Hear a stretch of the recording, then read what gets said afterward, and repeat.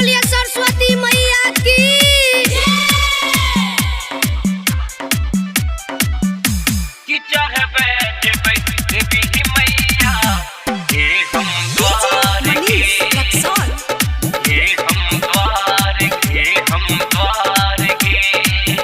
फूल लोढ़ी लब मलिनिया तू लाल लाल गे, लाल लाल गे। फूल लोढ़ी लब मलिनिया तू लाल लाल गे। कि चढ़बे जेबै देवी मैया के हम द्वार गे। कि चढ़बे जेबै देवी मैया के हम द्वार गे, हम द्वार गे। प्रेम से बोलिए सरस्वती मैया की।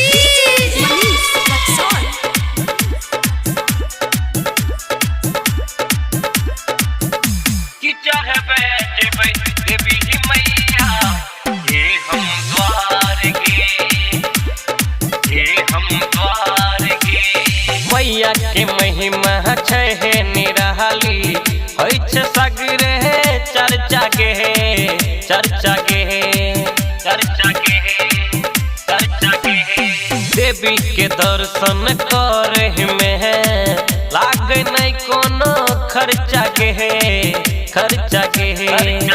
पान और फूल समैया होते खुशहाल गे। पान और फूल समैया होते खुशहाल गे। कि चढ़बे जेबै देवी मैया के हम द्वार गे। कि चढ़बे जेबै देवी मैया के हम द्वार गे, हम द्वार गे।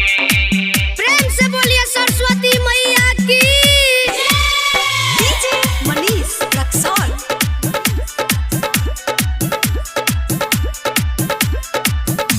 कि चढ़बे जेबै देवी मैया के हम द्वार गे, के हम द्वार गे।